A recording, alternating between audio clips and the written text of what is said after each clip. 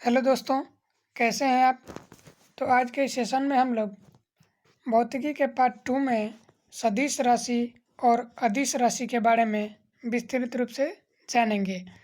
तो सेशन को शुरू करने से पहले कहेंगे कि अगर आप चैनल पर नए हैं तो प्लीज़ सब्सक्राइब कर लीजिएगा और अधिक से अधिक दोस्तों के पास शेयर कीजिएगा। तो चलिए हम लोग सेशन को शुरू करते हैं। सदिश राशि और अदिश राशि क्या होते हैं? तो सदिश राशि तो वैसी राशियाँ जिसमें परिमाण और दिशा दोनों होती है, सदिश राशि कहलाती है। तो कौन कौन से हैं सदिश राशियाँ? तो विस्थापन, वेग, त्वरण, संवेग, आवेग, बल, चुंबकीय क्षेत्र और भी राशियाँ हैं जो सदिश हैं। आगे हम लोग नेक्स्ट देखेंगे कि अदिश राशि क्या है। तो अदिश राशि क्या है?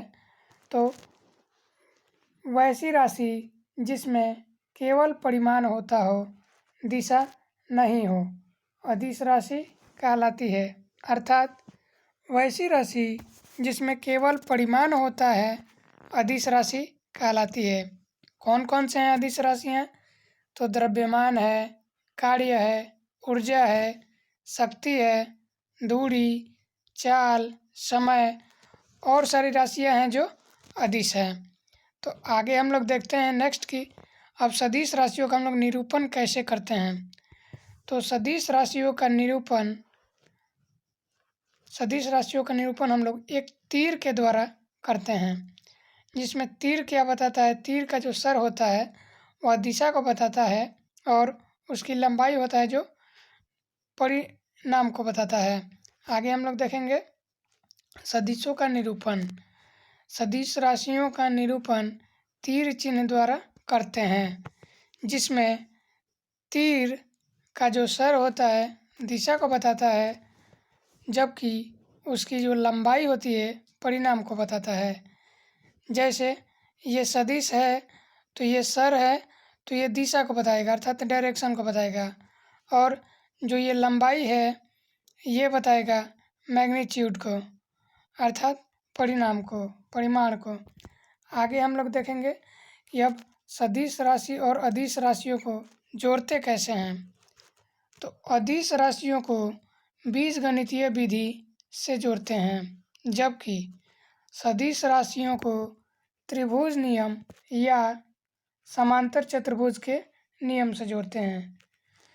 तो आगे अब हम लोग देखेंगे कि त्रिभुज नियम क्या है और समांतर चतुर्भुज नियम क्या है। तो चलिए आगे बढ़ते हैं। अदिश राशि जैसे दिया है कि 4 + 5 9, तो ये सब तो हम लोग जनरली जोड़ते हैं, तो इसी को हम लोग कहते हैं बीजगणितीय विधि।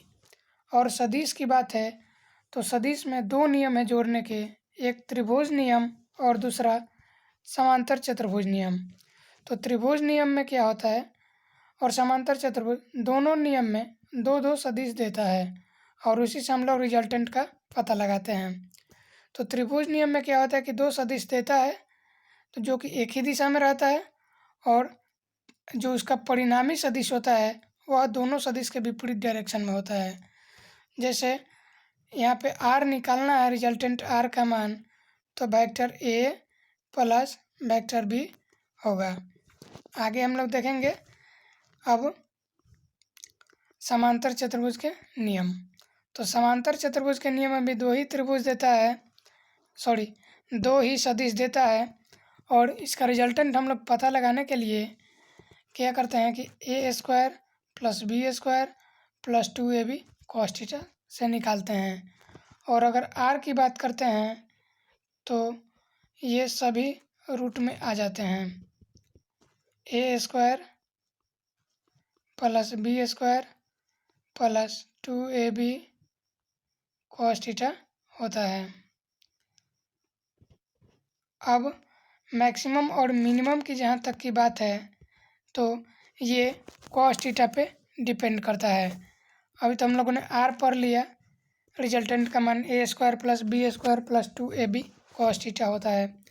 और मैक्सिमम मिनिमम की जहाँ तक की बात है तो ये cos थीटा पे डिपेंड करता है, क्योंकि cos थीटा का मान होता है -1 से लेकर और +1 तक होता है।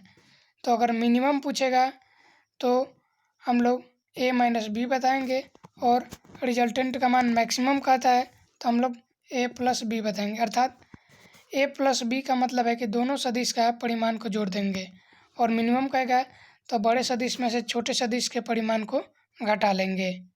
आगे अब हम लोग देखेंगे कि गुणा कैसे करते हैं सदिशों का। अदिश की गुणा की जहाँ तक की बात है तो हम लोग बीजगणितीय ही मेथड से करते हैं, और सदिश राशियों के गुणा की बात है तो दो मेथड होता है। एक होता है अदिश गुणनफल, दूसरा होता है सदिश गुणनफल।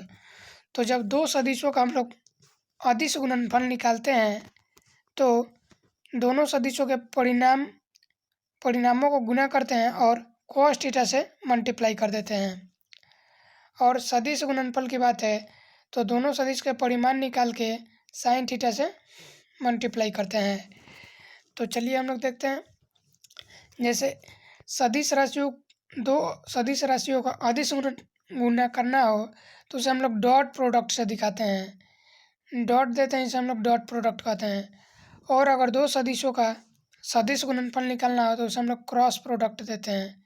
इसे हम लोग क्रॉस नाम से बुलाते हैं। आगे अब हम लोग मिलेंगे अगले वीडियो में। अगर आपको ये कंटेंट अच्छा लगा तो प्लीज़ दोस्तों के पास शेयर कीजिए और सब्सक्राइब कीजिएगा। मिलेंगे अगले वीडियो में, तब तक जय हिंद।